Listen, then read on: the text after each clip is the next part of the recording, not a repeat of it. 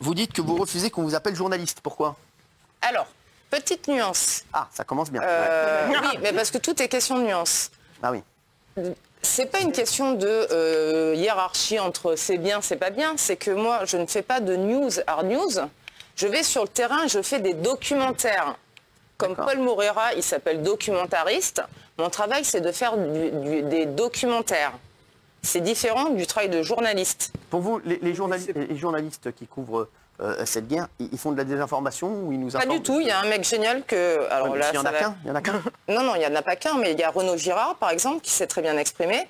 Ceux qui couvrent en ce moment, depuis que je suis rentrée, et je vais être très honnête avec vous, j'ai éteint ma télé, parce que, non pas parce que je voulais pas voir les news, parce que quand on rentre de 3 semaines de bombardement, quand on a vu des corps déchiquetés de partout, du sang, ça pue, c'est violent, on s'est fait tirer dessus, on est menacé de mort. À un moment donné, vous savez, on a juste besoin de silence. Juste de silence. Et surtout, on culpabilise de quitter les gens. Vous savez, moi, je dors pas beaucoup. Je l'ai dit à Théo, là, je lui dis, en ce moment, on dort peu quand on rentre de 3 semaines. Et je pense que Sergueï, vous le savez, on ne sort pas indemne d'un conflit. Et je pense que tous ceux qui le couvrent, c'est la même chose. Donc, c'est cette raison pour laquelle j'éteins ma télé. C'est que le bruit me sensibilise un peu les oreilles. Alors en 2014, des séparatistes pro-russes réclament l'indépendance du Donbass, territoire ukrainien où les habitants sont majoritairement russophones. Depuis, l'armée ukrainienne et les séparatistes se font la guerre. Vous étiez au Donbass, vous y êtes allé combien de fois? 3 fois. 3 fois, d'accord. Alors, si je peux me permettre, parce que là, j'ai vu encore qu'il reste très peu de temps, je vais simplement vous demander, pour une fois, Cyril, un service. Je suis venue hier, je n'ai pas pu m'exprimer. J'aimerais, parce que je vois que le temps court, simplement pouvoir m'exprimer sur certaines choses que je n'ai pas pu dire, les dire maintenant, et après, je réponds à toutes vos questions, comme je l'ai dit hier à votre équipe. Alors, allez-y. Merci beaucoup. Simplement, avant de commencer sur ce conflit qui est un désastre, c'est une boucherie et jamais je ne cautionnerai de guerre. Je ne les ai pas cautionnés dans le Haut-Karabakh, je ne les ai pas cautionnés nulle part, ni au Yémen, ni nulle part. Mais pour comprendre ce conflit, juste Sergueï, j'aimerais revenir là-dessus parce que j'ai écouté une de vos interviews avec un jeune là où j'ai pas tout compris. Ce qu'il faut savoir, c'est juste ce que j'aimerais placer. Pourquoi, dès 2014, il y a quand même eu des bugs? Des bugs, c'est tout ce que je veux dire, des bugs.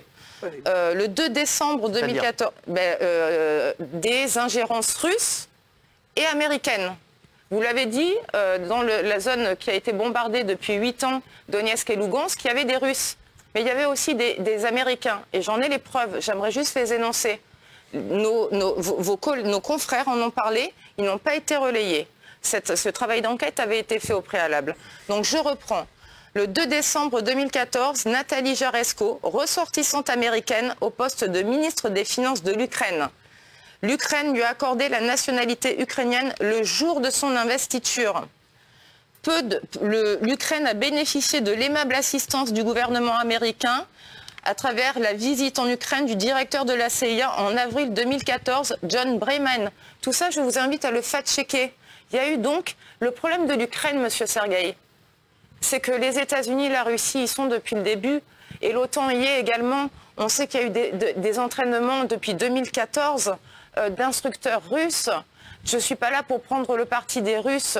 Je ne suis pas anti-Ukraine ou pro-russe ou anti-Zelensky ou anti-russe. Je suis simplement là pour rééquilibrer ce débat parce qu'il nous est en train de nous mener dans une boucherie terrible. La guerre, c'est affreux. Quand vous la vivez, quand vous voyez des corps déchiquetés, mais toute l'Ukraine est déchiquetée, on se doit de dire quand même que les responsables, ce n'est pas les civils parce que c'est eux qui en font les frais. C'est ces gouvernements-là. C'est ces gouvernements-là. Et les États-Unis n'ont pas été fair-play. Est-ce que vous trouvez normal? Est-ce qu'on peut imaginer, ne serait-ce qu'une seconde, que l'Élysée nomme un administrateur américain à la tête de Bercy? Est-ce que ça serait possible? PDG d'investissement privé. Donc qu'est-ce que vous êtes en train de dire, Anne-Laure? Qu'il y a eu de l'ingérence russe et américaine. Voilà, simplement. Est-ce que c'est quand même... Je pense que c'est clair. Pour vous, quelle est la cause de cette guerre? Alors dites-le. Je pense que ce sont des enjeux géopolitiques, énergétiques. Ensuite, l'Ukraine est très mal placée. C'est une zone tampon. entre le continent euro-asiatique et l'Europe. Et aujourd'hui, j'ai le sentiment, mais ces propos n'engagent que moi, qu'on est en train d'assister à un bras de fer entre de nouvelles alliances qui sont particulièrement inquiétantes, Russie, Chine, Inde, Europe, Occident, et que ça peut très mal terminer. Je ne pense pas qu'on fasse la guerre par charité. Malheureusement, et j'en suis navrée pour les victimes parce que je le sais, hein, parce que je les filme les victimes, je les ai filmées dans de nombreux pays. Il y a quelques mois, j'étais dans le Haut-Karabakh et je peux vous dire que ça a été d'une sauvagerie. J'en dors pas encore. Quand vous voyez des gens se faire égorger vivants, vous n'en dormez pas, Cyril, croyez-moi. Vous n'en dormez pas.